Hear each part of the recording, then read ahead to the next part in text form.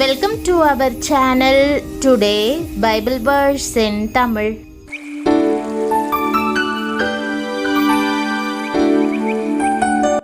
இன்றைய வசனம் மார்க்கு 11ஆம் அதிகாரம் 23ஆம் வசனம். கிறிஸ்துவுக்குள் பிரியமானவர்களே, எவ்வளவு ஜெபித்தும் நகராமல் நிற்கும் மலை போன்ற ஒரு தடை உங்கள் வாழ்க்கையில் இருக்கிறதா? நீண்ட நாட்களாக காத்திருக்கிறீர்கள், ஆனால் இன்னும் ஒன்றும் மாறவில்லை என்று தோன்றுகிறதா? இன்று கர்த்தர் நீங்கள் இதுவரை கவனிக்காத ஒரு விசுவாச ரகசியத்தை சொல்லப் போகிறார். இந்த வார்த்தை உங்கள் வாழ்க்கையை மாற்றக்கூடும். கர்த்தராகிய இயேசு சொன்ன இந்த வார்த்தையை கவனமாக கேளுங்கள்.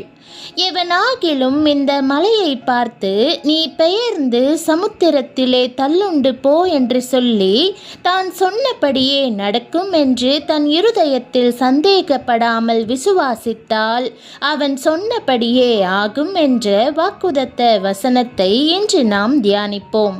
பிரியமானவர்களே, இந்த வசனத்திலே கர்த்தர் மிகவும் தெளிவான ஒரு காரியத்தை நமக்கு போதிக்கிறார். மலையை பார்த்து பேசு என்று சொல்கிறார். மலையை பற்றி பேசு என்று சொல்லவில்லை. இந்த இரண்டுக்கும் இடையே எவ்வளவு பெரிய வித்தியாசம் இருக்கிறது என்பதை கவனியுங்கள்.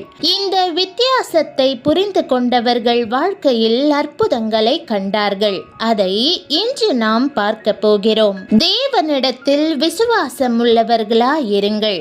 மலைகளுக்கு கட்டளையிட்டு அவைகளை சமுத்திரத்திலே தள்ளுங்கள் என்று வேதம் சொல்லுகிறது. மார்க்கு சுவிசேஷத்திலே அவன் சொன்னபடியே ஆகும் என்றும், சங்கீதத்திலே அவன் செய்வதெல்லாம் வாய்க்கும் என்றும் சொல்லப்பட்டிருக்கிறது. மலைகளை பெயர்க்கத்தக்க விசுவாசம் என்று வேதம் சொல்லுகிறது. உங்களுடைய விசுவாசமானது மலைகளை கூட பெயர்க்குமாம். சிலர் பெரிய பாறைகளை பெயர்ப்பதை பார்த்திருக்கிறேன். ஒரு கடப்பாறையை வைத்து அந்த பாறையின் ஒரு பகுதியிலே குத்துவார்கள். ஒரு ஆதார கல்லை அடியிலே வைத்து நெம்புகோலின் தத்துவப்படி மறுபக்கத்திலிருந்து அழுத்தி கற்களை பெயர்ப்பார்கள்.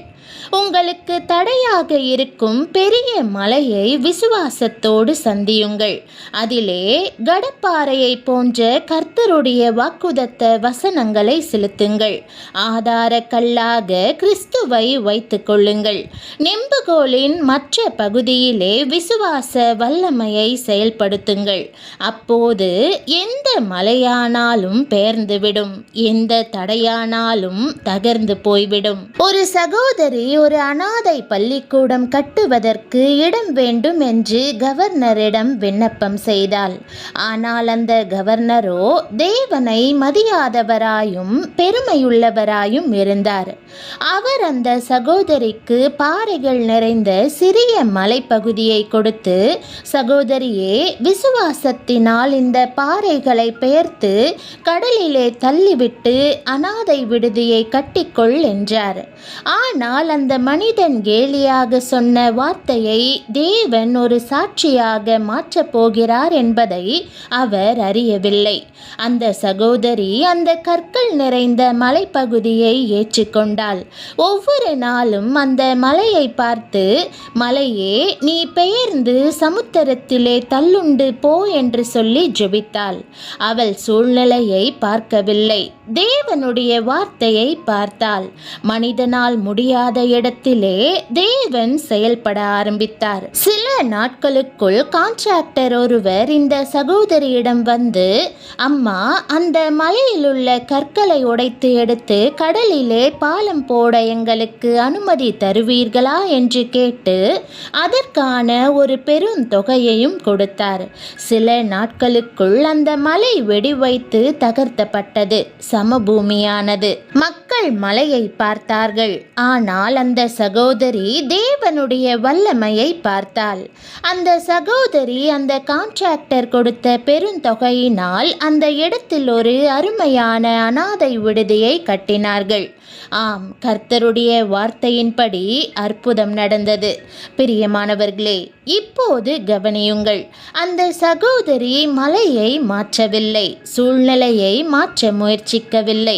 அவள் வெறுமனே தேவனை நம்பி அவருடைய வார்த்தையின்படி மலையை பார்த்து பேசினாள். அவ்வளவுதான். தேவன் மீதியை செய்தார். இந்த வசனத்திலே இன்னொரு ஆழமான உண்மை இருக்கிறது. தன் இருதயத்தில் சந்தேகப்படாமல் என்று கர்த்தர் சொல்கிறார். சந்தேகம் எங்கே உண்டாகிறது? இருதயத்திலே. வாயினால் விசுவாசமாய் பேசிக்கொண்டே இருதயத்திலே சந்தேகப்படுவோர் உண்டு. அது உண்மையான விசுவாசம் அல்ல. வாயும் இருதயமும் ஒன்றாய் இணைந்து தேவனுடைய வார்த்தையை உறுதியாய் பற்றி கொள்ளும் போதுதான் அங்கே அற்புதங்கள் நடக்கும். மலையை பற்றி பேசுவது என்பது நம்முடைய சூழ்நிலையை முறையிடுவது, கவலைப்படுவது, பயப்படுவது. ஆனால் மலையை பார்த்து பேசுவது என்பது அந்த தடையை நேருக்கு நேர் எதிர்கொண்டு விசுவாச அதிகாரத்தோடு கட்டளையிடுவது. கர்த்தர் நமக்கு அந்த அதிகாரத்தை தந்திருக்கிறார். பிரியமானவர்களே, உங்களுடைய வாழ்க்கையில் இருக்கிற மலைகள் என்ன? தடைகள் என்ன? நீண்ட காலமாய் தடைப்பட்டு வருகிற காரியங்கள் என்ன? கர்த்தர் அவன் சொன்னபடியே ஆகும் என்று சொல்லும்போது அது நிபந்தனையற்ற வாக்குறுதி. யாரோ ஒருவருக்கு மட்டுமல்ல, எவனாகிலும் என்று சொல்கிறார். அதாவது உங்களையும் சேர்த்தே சொல்கிறார். உங்கள் பின்னணி என்னவாக இருந்தாலும், உங்கள் நிலை என்னவாக இருந்தாலும், நீங்கள் விசுவாசத்தோடு பேசினால் சொன்னபடியே ஆகும் என்று கர்த்தர் உறுதியாய் சொல்கிறார். பிரியமானவர்களே, இன்று நீங்கள் விசுவாசத்தோடு பேச போகும் அந்த ஒரு வார்த்தை நாளை உங்கள் வாழ்க்கையின் சாட்சியாக மாறலாம். பல வருடங்களாக நகராமல் நின்ற அந்த மலை ஒரே ஒரு தேவ வார்த்தையினால் தகர்ந்து போகலாம். கர்த்தர் அவன் சொன்னபடியே ஆகும் என்று சொன்னால் அது நிச்சயமாக ஆகும். பள்ளமெல்லாம் உயர்த்தப்பட்டு சகல மலையும் குன்றும் தாழ்த்தப்பட்டு கோணலானது செவ்வையாகி கரடு முரடானவை சமமாக்கப்படும் என்று வேதம் சொல்கிறது. பிரியமானவர்களே, இந்த வார்த்தை உங்கள் இருதயத்துடன் பேசினால் இந்த வீடியோவை லைக் செய்யுங்கள். இன்னும் ஒரு மலை உங்கள் வாழ்க்கையில் இருந்து பெயர வேண்டும் என்று நீங்கள் விசுவாசித்தால் கமெண்டில் என் மலை பெயரும் என்று எழுதுங்கள். இந்த வார்த்தையை இப்பொழுது தங்களுடைய வாழ்க்கையில் ஒரு தடை முன்னே நின்று போராடி கொண்டிருக்கும் ஒருவருக்கு ஷேர் செய்யுங்கள். கர்த்தர் அவர்களுடைய வாழ்க்கையில் உள்ள மலையையும் பெயர் தெரிய வல்லவராய் இருக்கிறார். தேவன் தாமே உங்கள் எல்லா மலைகளையும் பெயர் தெரிவாராக. ஆமேன். ஜெபம். அன்பின் ஆண்டவரே, இன்றைக்கு இந்த வார்த்தையை கேட்கிற ஒவ்வொரு பிள்ளையையும் உம்முடைய கரங்களில் ஒப்பு கொடுக்கிறோம்.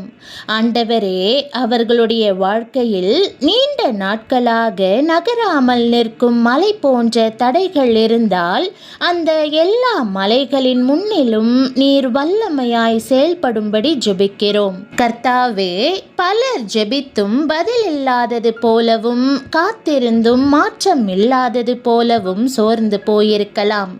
ஆனால் இன்று அவர்களுடைய விசுவாசத்தை புதிதாய் எழுப்பும். பயத்தின் சத்தத்தை அல்ல, உம்முடைய வார்த்தையின் சத்தத்தை கேட்கும் கிருபையை தாரும். சூழ்நிலையை பார்த்து கலங்காமல் மலையை பார்த்து விசுவாசத்தோடு பேசுகிற தைரியத்தை அவர்களுக்கு தாரும். ஆண்டவரே, மனிதனால் முடியாத இடத்திலே நீர் செயல்பட ஆரம்பிப்பீராக. அடைக்கப்பட்ட கதவுகளை திறந்தருளும். நீண்ட நாட்களாக தடைப்பட்ட காரியங்களை நகர்த்தும். கண்ணீரோடு ஜெபித்தவர்களுக்கு சாட்சிகளை காண்பியும். அவன் சொன்னபடியே ஆகும் என்ற உம்முடைய வார்த்தை அவர்களுடைய வாழ்க்கையில் வல்லமையாய் நிறைவேறுவதாக. கர்த்தாவே, இந்த நேரத்தில் உடைந்து போன இருதயங்களை தொட்டு மீட்டருளும். சந்தேகத்தினால் பலவீனமானவர்களுக்கு புதிய விசுவாசத்தை தாரும். தோல்வி தோல்வி, பயம், தடை, மனச்சோர்வு, இருளாகிய எல்லா மலைகளும் இயேசுவின் நாமத்தில் பெயர்ந்து போகட்டும். ஆண்டவரே, இந்த வார்த்தையை விசுவாசத்தோடு பிடித்து கொண்டிருக்கும் உம்முடைய பிள்ளைகள் வெட்கப்பட்டு போகாதபடி அவர்களை நடத்தும். அவர்கள் காத்திருந்த பதில்களை காண்பியும். அவர்கள் ஜெபித்த காரியங்களில் உம்முடைய கரம் அசைவதை அனுபவிக்க செய்யும். இப்பொழுது விசுவாசத்தோடு நாங்கள் அறிக்கையிடுகிறோம். எங்கள் வாழ்க்கையின் மலைகள் பெயர்ந்து போகும். தடைப்பட்ட கதவுகள் திறக்கப்படும். கர்த்தர் சொன்னபடியே ஆகும். எங்களுக்கு எதிராக நின்ற எந்த மலையும் இயேசுவின் நாமத்தில் நிலைக்காது. இயேசுவின் நாமத்தில் ஜெபிக்கிறோம் நல்ல பிதாவே, ஆமேன்.